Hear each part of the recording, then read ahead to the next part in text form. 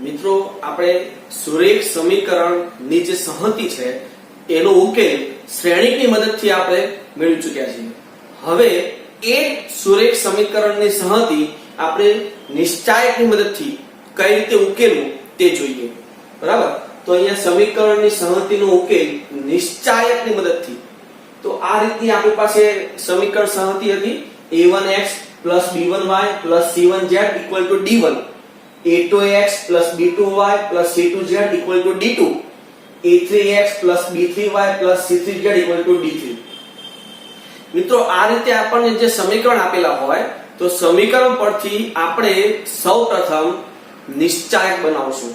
કઈ રીતે નિશ્ચાયક બનાવશું, એનું શું નામ આપીશું એ ખાસ જોજો. પહેલા તો સૌપ્રથમ આપણે એને નિશ્ચાયક બનાવી જોજો. તો સૌપ્રથમ d, એ d શું લેવાનું કે જે x, y અને z ના સહગુણકોથી બનતો નિશ્ચાયક. ફરી d એ શું લેવાનું, x, y અને z ના સહગુણકોથી બનતો નિશ્ચાયક. તમે જોઈ લો, a1 b1 c1, a2 b2 c2, a3 b3 c3 છે. હવે બીજો એક નિશ્ચાયક d1.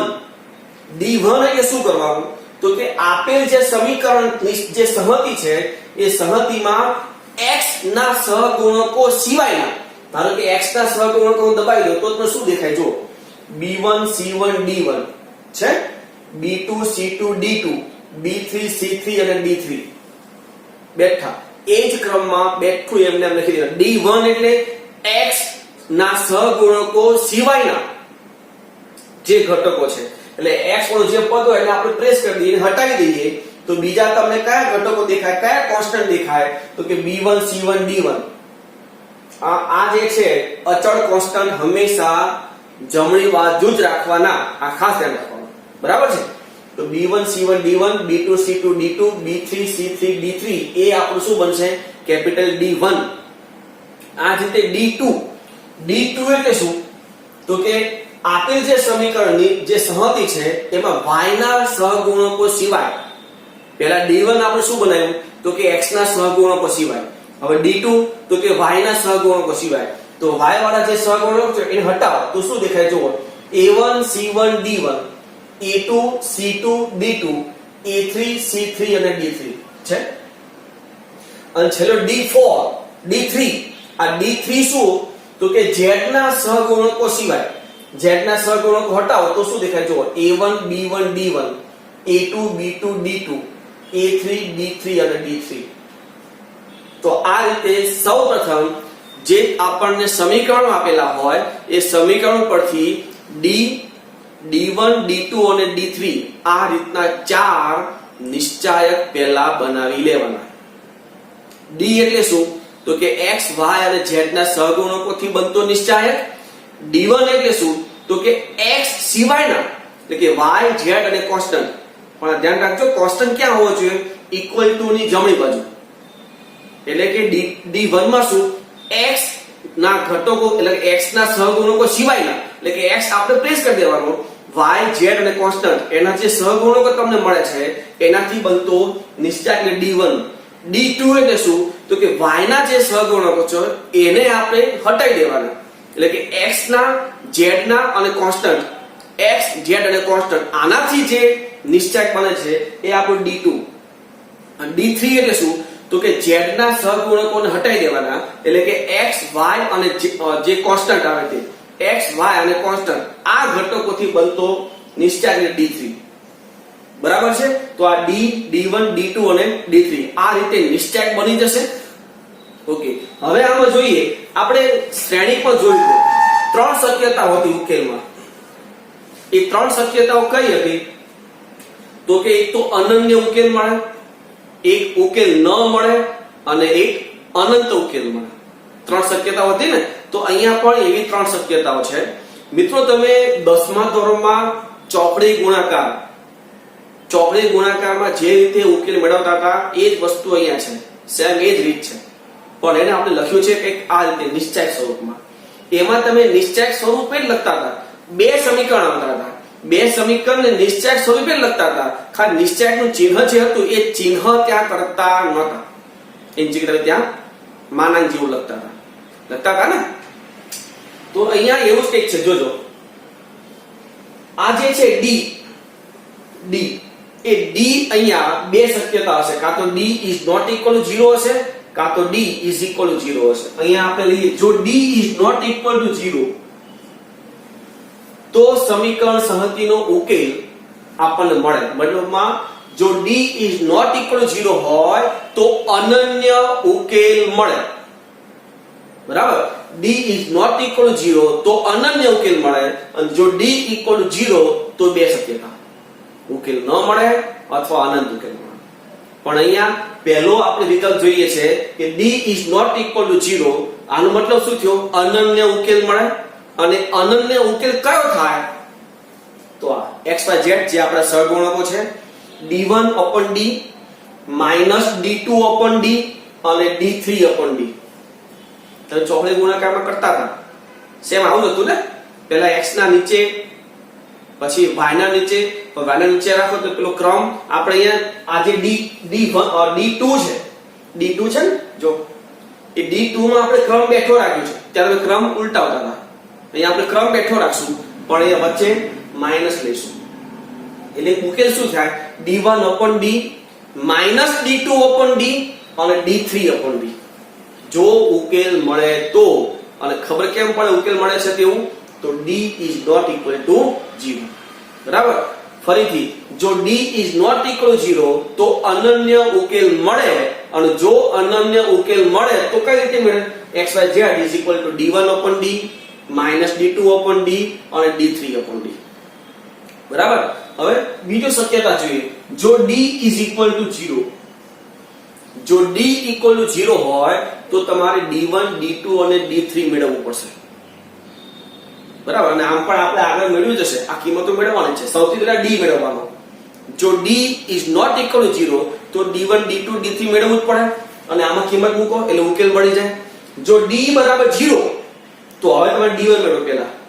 બરાબર, એ લખી જો d equal to 0 અને d1 d2 d3 માંથી કોઈ પણ એક, જો કોઈ એક શૂન્ય સિવાય મળી જાય તમને, શૂન્ય સિવાય, આનો મતલબ કે મિત્રો આમાં પણ તમારે d1 d2 d3 મેળવવું જ પડશે. જો d1 d2 d3 આ ત્રણમાંથી કોઈ એક નોન ઝીરો હોય, શૂન્ય સિવાય હોય, તો તમે કહી શકો કે સમીકરણનો ઉકેલ મળતો નથી. આ ત્રણ જે છે d1 d2 d3 એ ત્રણમાંથી કોઈ એક નોટ ઇક્વલ ટુ 0 હોવું જોઈએ, તો સમીકરણ ઉકેલ મળે નહીં. અને જો d બરાબર 0 હોય, d1 d2 d3 ત્રણે પણ 0 હોય, તો શું હશે? સમીકરણને અનંત ઉકેલ મળે. અનંત ઉકેલ મળે.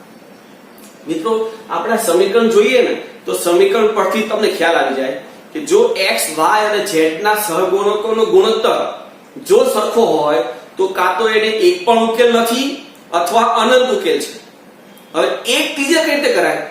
તો x y અને z ના સહગુણકોનો ગુણોત્તર જે આવેલો હોય એ જ ગુણોત્તર જો અચળાંકનો કરી આપણે, જે અચળાંક આ d1 d2 d3 છે એનો ગુણોત્તર અને પેલા સહગુણકોનો ગુણોત્તર, કોના? જે આપણને ચલ આપેલા હોય તેના x y અને z ના સહગુણક ગુણોત્તર અને આ કોન્સ્ટન્ટનો ગુણોત્તર, જો આ ચારે વસ્તુ ઇક્વલ આવે તો અનંત ઉકેલ છે. જો x y અને z નો ગુણોત્તર અને કોન્સ્ટન્ટનો ગુણોત્તર અલગ અલગ આવે તો ઉકેલ મળતો નથી. એ આપણે તમે સમીકરણ જોશો ને તોય ખબર પડી જશે, તરત ખબર પડી જાય. બરાબર છે. અને આ રીતે ફરી જોશો, જો d is not equal to 0 તો તમને અનન્ય ઉકેલ મળે છે, અને જો d બરાબર 0 તો તમારે d1 d2 d3 ચેક કરવું પડે. જો d1 d2 d3 માં કોઈ એક નોન ઝીરો હોય, ઝીરો સિવાયનું હોય, તો તમને એનો ઉકેલ મળતો નથી. અને જો d બરાબર 0 હોય અને d1 d2 d3 ત્રણે પણ 0 હોય તો સમીકરણનો ઉકેલ અનંત મળે, પણ સંપાતી હોય, એટલે શું થાય? અનંત ઉકેલ મળશે. બરાબર છે. અને દાખલા આપણે જોઈશું. સૌપ્રથમ તમે આટલું લખી લો. સમીકરણની સંહતિનો ઉકેલ નિશ્ચાયકથી કઈ રીતે મેળવવું એને થિયરી જોઈ. હવે આપણે એક્ઝામ્પલ જોઈએ. અહીંયા આપણી પાસે એક એક્ઝામ્પલ છે x + y = 4 અને 3x - 2y = 9 જેને નિશ્ચાયકથી ઉકેલવો છે. બરાબર, નિશ્ચાયકથી ઉકેલ સૌથી પહેલા આપણે શું મેળવવું પડશે? d d1 અને d2. બરાબર, આપણે પહેલા d d1 અને d2 મેળવીએ. તો અહીંયા d બરાબર x નો સહગુણક y નો સહગુણક અને બીજો જે સમીકરણ છે એમાં એના પરથી 3 અને -2 આ થશે -2 - 3 -5 is not equal to 0. 0 નથી. આનો મતલબ શું થયો? આપેલ જે સમીકરણ છે એને અનન્ય ઉકેલ મળશે. તેથી સમીકરણના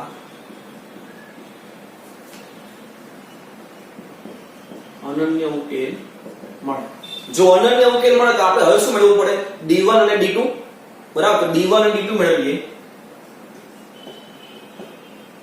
d1 મેળવીએ ત્યારે x ના સહગુણક નહીં લખવાના, ખાલી y ના સહગુણક અને કોન્સ્ટન્ટ. તો y નો સહગુણક 1 ને કોન્સ્ટન્ટ 4 એટલે અહીંયા આવશે 1 અને અહીંયા આવશે 4. એ જ રીતે ત્યાં -2 અને 9. તો આ શું થશે? જો 9 + 8 એટલે 17 અને એ જ રીતે આપણે d2 મેળવીએ. d2 એટલે શું? તો કે y ના સહગુણક નહીં લખવાના. તો થશે અહીંયા 1 અને પેલું 4 અને આ બાજુ 3 અને 9. તો આ થશે 9 - 12 એટલે -3. આ શું છે? d2 અને આ છે d1. તેથી સમીકરણનો ઉકેલ એ શું થશે? આપણી પાસે અહીંયા બે ચલ હોય તો d1 છેદમાં d અને આ બાજુ y નો હંમેશા માઈનસ લેવો. -d2 ના છેદમાં d. અહીંયા ઉકેલ એમાં ચલ બે છે એટલે અહીંયા આવશે x અને y = d1 એટલે 17. 17 ના છેદમાં -5 એટલે માઈનસ 17 ના છેદમાં 5 અને d2 જે -3 છે અને ઓલરેડી ત્યાં માઈનસ છે એટલે 3/5. આ રીતે આપણને આ સમીકરણનો ઉકેલ નિશ્ચાયકથી મળશે.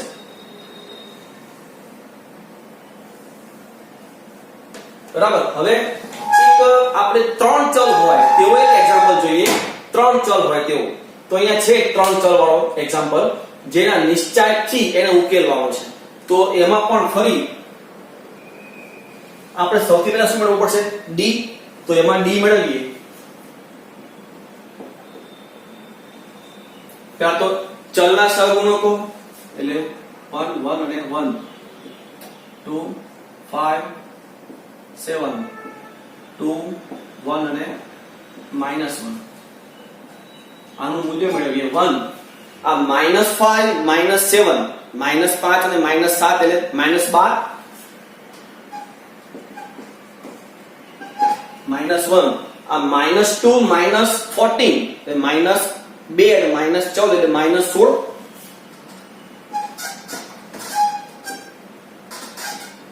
+1. આ થશે 2 - 10 2 - 10 એટલે -8.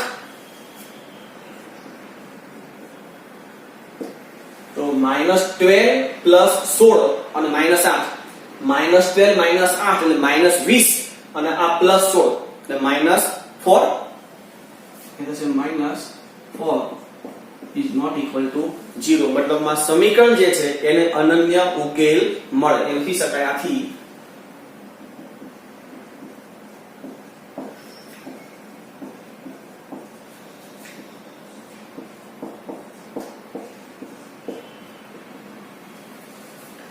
જો જો અનન્ય ઉકેલ મેળવતો હોય તો આપણે હવે શું કરવું પડે? d1 d2 અને d3. તો d1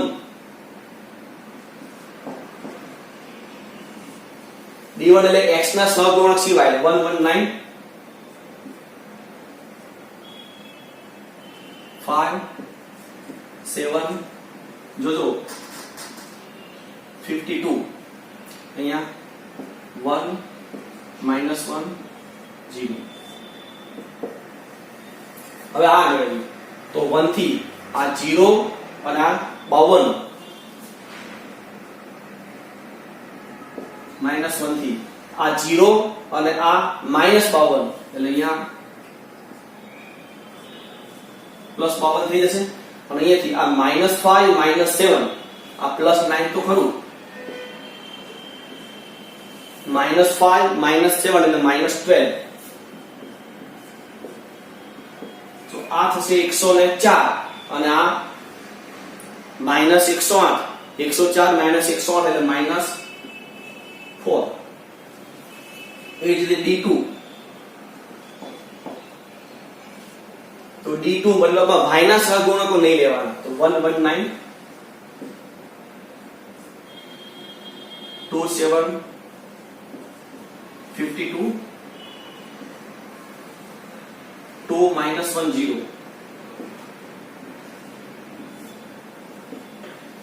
1 થી આ 0 પ્લસ 52 એટલે અહીંયા આવશે 52 માઈનસ આ 0 અને માઈનસ 104 થાય ને આ માઈનસ તો ખરું 1 છે હું લખતો નથી અહીંયા તો 0 માઈનસ 104 એટલે એ પ્લસ થઈ જશે ને પ્લસ 104 માઈનસ પ્લસ 9 અને અહીંયા શું આવશે આ -2 એટલે -16.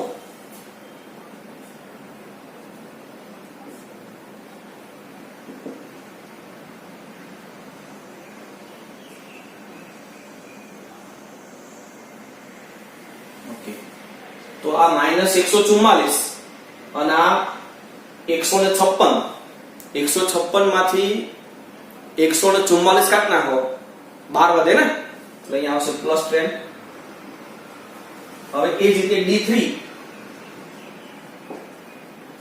તો એનો નિશ્ચય d3 મતલબમાં z ના સહગુણકો નહીં લેવાના એટલે 119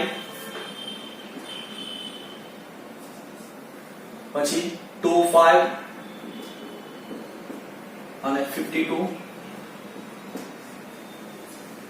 210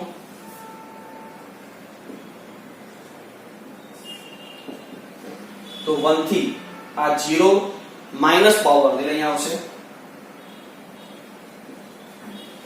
આ 1 થી 0 માઈનસ 144 ઓલરેડી ત્યાં માઈનસ તો આવે પહેલા અને માઈનસ 144 એટલે પ્લસ 144 થઈ જાય 104 થશે પ્લસ આ 9 આ 2 10 2 10 એટલે 2 માઈનસ એટલે -8 અને આ 9 એટલે -72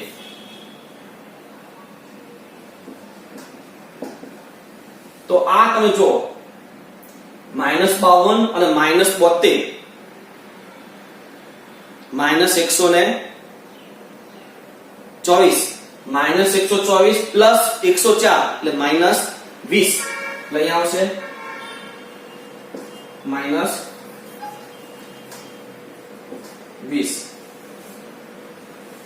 તો હવે ઉકેલ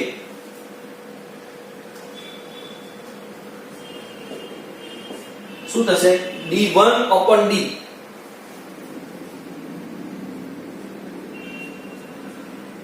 માઈનસ d2/d અને d3/d તો d1/d d1 એટલે -4 ના છેદમાં -4 એટલે 1 માઈનસ d2 એટલે તો d2/d કરી દેજો 12/-4 એટલે -3 પણ ઓલરેડી ત્યાં માઈનસ છે એટલે ત્યાં આવશે 3 અને d3 એટલે -20 -20 ના છેદમાં -4 એટલે 5 અને અહીંયા આવશે 5.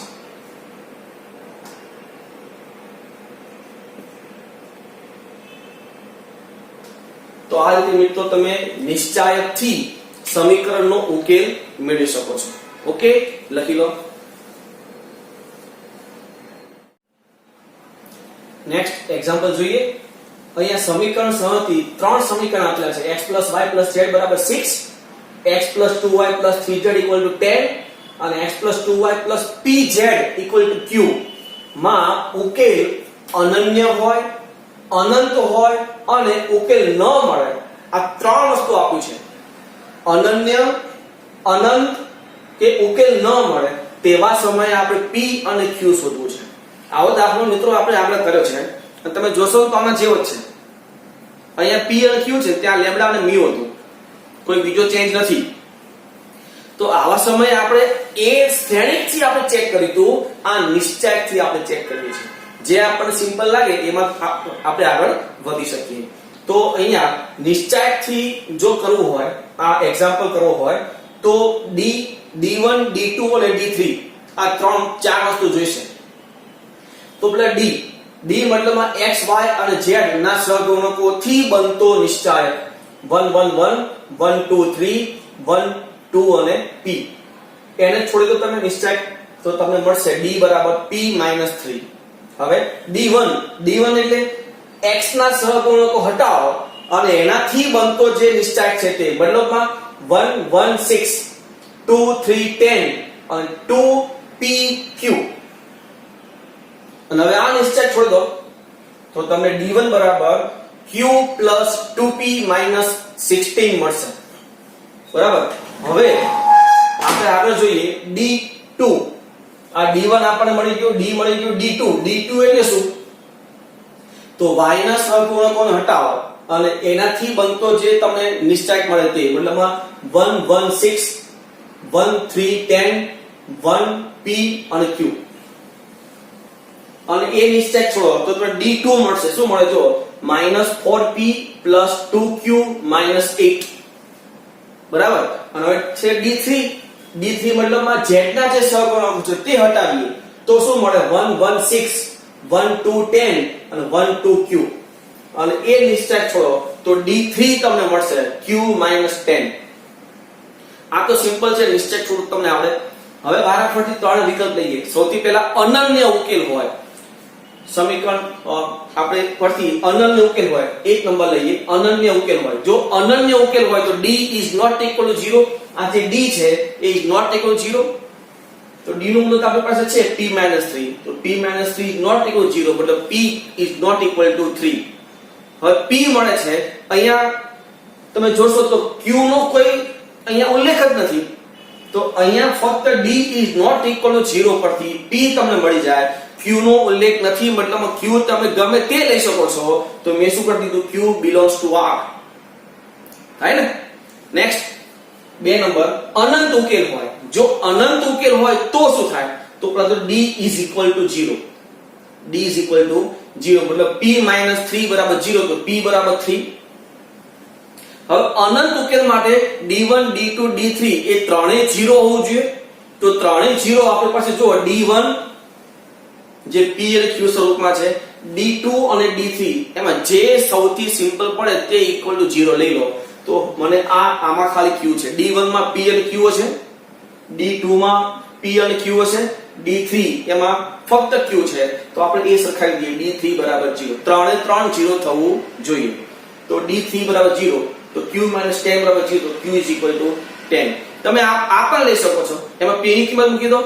આ પણ લઈ શકાય. એમાં p ની કિંમત મૂકી દો તો તમને q ત્યાં મળશે. હવે ત્રીજો અને છેલ્લો ઉકેલ ન મળે. જો ઉકેલ ન મળે તો શું હોય? તો કે d = 0 તો થાય જ, પણ d1 d2 કે d3 એમાંથી કોઈ એક 0 થવું જોઈએ નહીં. તો d = 0 લઈએ તો p = 3 તો થયું જ. p = 3. અને જો d3 = 0 કારણ કે આ સિમ્પલ પડે છે તો d3 = 0 તો મતલબમાં q - 10 = 0 તો q = 10. તો મિત્રો આ રીતે આપણે નિશ્ચાયકથી સમીકરણ ઉકેલી શકીએ છીએ અને એ સમીકરણ જો તમને અનન્ય, અનંત કે કોઈ એક ઉકેલ ન મળતો હોય, આવો કોઈ વિકલ્પ આપેલો હોય, તો નિશ્ચાયકથી પણ તમે એ જે અચળાંક માંગેલા હોય એ આપણે મેળવી શકીએ છીએ. ઓકે, આપણે શ્રેણીકથી આગળ વધારે વધીશું, એ વધારે ખાસ ધ્યાન રાખશું. નિશ્ચાયક ને નિશ્ચય કરતા આપણે શ્રેણીકથી વધારે આગળ વધશું. આ તો ટોપિક હતો, આપણે એક્ઝામ્પલ જોયો છે. આપણે આગળ વધીશું શેમાંથી? શ્રેણીકથી. ઓકે, હવે લખી લો.